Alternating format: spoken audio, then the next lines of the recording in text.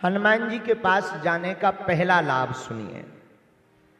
हनुमान जी के पास जाते ही पहला लाभ आपको यह मिलेगा कि आप राम जी के खास हो जाएंगे। दूसरा लाभ, हनुमान जी के पास जाने का दूसरा लाभ आपको यह मिलेगा कि जिंदगी में आपकी टेंशन खत्म हो जाएगी, आप अटेंशन में जीने लगेंगे। हनुमान जी के पास जाने का तीसरा लाभ क्या है? हनुमान जी के पास जाने का तीसरा लाभ है आपको सुख मिलने लगेगा। और आदमी जैसे तुम हो किस लिए कमा रहे? सुख पाने के लिए। गाड़ी किस लिए खरीदते हैं? सुख के लिए खरीदते कि नहीं? बोलो, जोर से बोलो। तो क्या हनुमान जी के पास जाने से सुख मिलेगा? हां मिलेगा। प्रमाण दो, लो। सब सुख लहें सब सुख लहें तुम्हारी, तुम रक्षक।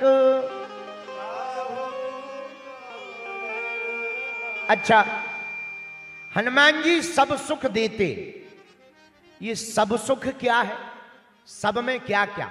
जैसे कहते हैं पूरा पैकेज, पूरे पैकेज में क्या क्या? डिटेल तो बताओ। सब सुख क्या क्या? पहला सुख निरोगी काया, शरीर बढ़िया रहेगा। अब ऐसे विचार करो, बढ़िया पिक्चर चल रही हो, वीआईपी जो तुम्हारे मन की हो, लेकिन उसी समय तुम्हारा पेट खराब हो जाए, एकदम गैस में पेट फूल गया हो, और हम बढ़िया कथा सुना रहे हो, हा, और बागेश्वर महाराज जी बैठे हो कथा सुन, और तुम्हारे पेट में बन जाएगा। तुम कहोगे अरे राम राम राम, कथा तो बढ़िया है लेकिन जल्दी करो महाराज, नहीं तो यहीं गड़बड़ हो जाएगा। अब बताइए, कथा बढ़िया है लेकिन पेट खराब है, तुम्हारा पूरा ध्यान पेट पे है। और जिनका पेट खराब हो जाता है उनका सच में पूरा ध्यान पेट पे ही रहता है। एक हमारे पंडित जी थे, वो कथा करने लगे, तो कथा करते थे, तो एक दिन हम साथ में गए, तो वो धीरे से ही बोले आज तो गड़बड़ है मामला। हम का ध्यान मत दो उस तरफ, कथा करो कथा। बोले ध्यान जाता ही नहीं है, उसके अलावा कहीं जा ही नहीं रहा। तो पेट खराब में यही होता है कि ध्यान पेट में ही रहता है। अच्छा, तो हनुमान जी करते क्या? सब सुख। सब सुख में पहला सुख क्या? निरोगी काया। दूजा सुख क्या? घर में माया। अच्छा, क्या हनुमान जी धन देते? नहीं, हनुमान जी धन नहीं देते, धन कमाने के मार्ग बता देते हैं।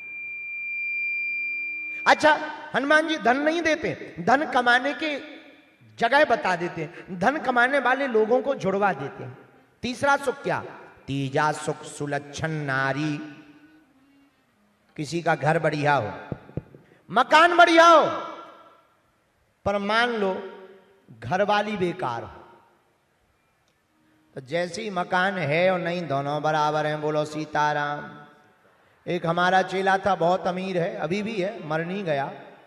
वो तो बहुत अच्छा है, घर के बाहर हमेशा हंसता रहता है, खूब हंसता है, लेकिन जैसे ही घर जाता है ऐसे मुंह लटका लेता है जैसे पिट के गया। तो एक दिन हमने पूछा कि तुम घर के बाहर बहुत हंसते हो, घर के अंदर जाते ही तुम मुंह क्यों लटका लेते हो? बोले गुरुजी हम अपनी घरवाली से हैरान हैं। हम कहा क्यों? बोले अगर हंसते हुए जाओ तो हैं आगे गुलछर्रे उड़ाकर बड़े हंस रहे, तो बोले हम बहुत हैरान हो जाते हैं। तो सुख क्या? सब सुख क्या? पहला सुख निरोगी काया, दूजा सुख घर में माया, तीजा सुख सुलक्षण नारी, पर चौथा सुख क्या? सुत आज्ञाकारी। घर बढ़िया हो, मकान बढ़िया हो, पैसा हो, पत्नी बढ़िया हो, पर अगर बेटा बेकार हो तो मामला गड़बड़ हो जाता है। तो हनुमान जी के चरण में जाने से क्या फायदा? बोले सब सुख लहें तुम रक्षक। हनुमान जी की शरण में जाने से सब सुख प्राप्त हो जाते हैं। पहला सुख निरोगी काया, दूजा सुख घर में माया, तीजा सुख सुलक्षण नारी, चौथा सुख सुत आज्ञाकारी। इसीलिए मेरे पागलो, तुम्हें अगर सुख को पाना है तो हनुमान जी को अपना बनाना ही पड़ेगा। अच्छा, अब तुम कहो गुरुजी जब से भक्ति कर रहे तब से तो और ज्यादा लफड़े बढ़ गए। कुछ लोग ऐसे भी होते हैं, पहले ठीक थे, अब जब से पूजा पाठ कर रहे ज्यादा मामला गड़बड़ हो गया। अरे भाई, जो शेर लंबी छलांग लगाता है वो पहले 4 कदम पीछे जाता है, तभी तो लंबी छलांग लगा पाता है। दुख का झूला जितना पीछे तक जाएगा, सुख का झूला उतना ही आगे आएगा। ऐसे समझो, एक बार एक आदमी सिरसा का गांव में रहता था, बगल के गांव में जो 10 किलोमीटर था। उसने एक आदमी से पूछा, रेलवे स्टेशन जाना है, कितने बजे गए? बोले 10:10। ट्रेन कितने बजे मिलेगी? 10:20 पे। तो उसने कहा 10 किलोमीटर कैसे जाएंगे, पहुंचना बहुत मुश्किल है, 10 मिनट बचे हैं, एक मिनट में 1 किलोमीटर जा पाना मुश्किल है। तो उसने कहा भैया कोई शॉर्ट रास्ता है कि हम जल्दी पहुंच जाएं। उसने इतना बोला ही था कि जिससे पूछा था उसके बगल में भारी कुत्ता खड़ा हुआ था। उसने कहा उच्छू, अरे कुत्ता पीछे वो आगे, दे दौड़ दे दौड़ दे दौड़। इतनी बगल के 10 मिनट की जगह 8 ही मिनट में स्टेशन पे पहुंच गए। 8 मिनट में पहुंच गए। जब पहुंचे तब 2 मिनट बाकी थे, ट्रेन आने में बाकी। लंबी लंबी सांस ली, इतना आनंद आया उस दिन, इतना आनंद आया, पहली बार आया। मनी मन गाली बके कि उसे शर्म नहीं आई, कम से कम बता तो देते कि कुत्ता पीछे लगा रहे। पर विचार करो, कुत्ता पीछे ना लगाते तो क्या वो पहुंच पाते? अच्छा, एक और, श्वास का मतलब उन्हें तब पता लगा जब बीच में श्वास रुक गई। उसी प्रकार जिंदगी में सुख का पता तभी लगता है जब जिंदगी में दुख को झेल लिया जाता है। रोटियों का स्वाद मीठा होता है या कैसा होता है, इसका मतलब तो कोई भूखा ही बता सकता है। पेट भरे हुए लोगों को स्वाद नहीं मिलता है, वो तो केवल पेट भरते रहते हैं। वो तो जगह जगह थोड़ी थोड़ी अलग अलग प्रकार की डिश का चसना लेते हैं। स्वाद का पता तो रोटी मीठी है या कैसी है, उसका पता तो कोई भूखा या गरीब बता सकता है। तो दुख आवे तो घबराना नहीं, ये समझना। देखो ऐसे समझो, तुम मिठाई किस किस ने खाई? हाँ, हाथ नीचे कर लो। अब एक प्रयोग करना घर जाके, पहले 3-4 मिठाई खाना, फिर चाय पीना। तुम्हें फीकी लगेगी, हाँ जी या ना जी?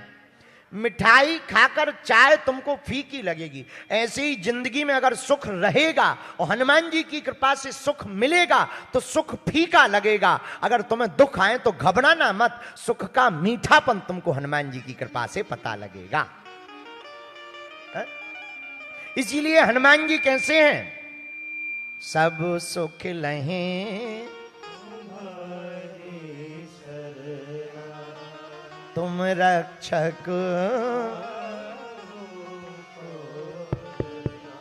अच्छा, आप कहोगे कि आप हनुमान जी की भक्ति क्यों कह रहे? इस चौपाई में एक खास बात है, सब सुख लहें तुम्हारी शरणा, तुम रक्षक काहू को डरना। साहब, सुख मिलना बड़ी बात नहीं है, लेकिन सुख का टिका रहना बहुत बड़ी बात है। बहुत लोगों को पद तो मिल जाता है पर पद टिकता नहीं। और जितने भी पद पर बैठे हुए लोग हैं, अगर उनके दिल को पढ़ा जाए या सीटी स्कैन की जाए तो एक बात कॉमन मिलेगी, वो ये मिलेगी कि उन्हें यही डर है कहीं हमारा पद चला ना जाए। एक ही डर है, कॉमन बात है, किसी फाइल में फंस ना जाए, हमारा पद चला ना जाए, कद घट ना जाए और पद हट ना जाए। एक ही डर सबके अंदर बना रहता। मेरे पागलों, हनुमान जी की इस चौपाई में बहुत गजब की बात है। हनुमान जी के लिए तुलसीदास जी कहते सब सुख लहें तुम्हारी शरणा, लेकिन हनुमान जी की शरणागति से होगा क्या?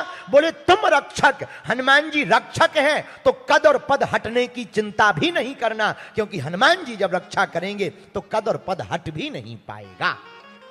ये है, जैसे हनुमान जी ने किसको पद दिलवाया? आहा आहा, क्या गजब की पंक्ति है। तुम्हारा मंत्र विभीषण माना, भय क्या? लंकेश्वर भय।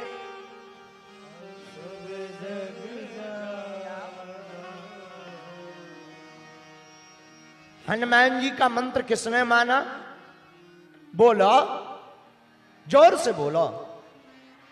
विभीषण जब लंका के राजा बने तो हनुमान जी ने कहा कि चिंता मत करो, राजा बनोगे। विभीषण बोले कितने दिन के लिए? हनुमान जी बोले 1 कल्प तक के लिए।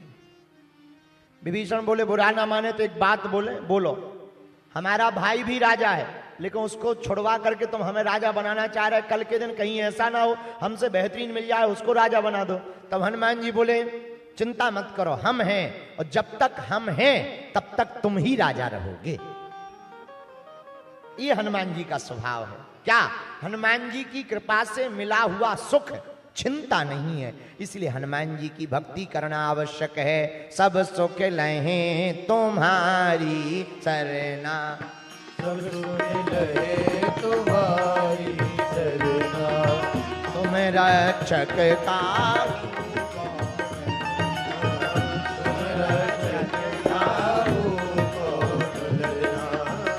श्री राम जय राम जय जय राम, श्री राम जय राम जय जय राम, श्री राम जय राम जय जय राम, श्री राम जय राम जय जय राम। दोनों हाथ उठा करके श्री राम जय राम।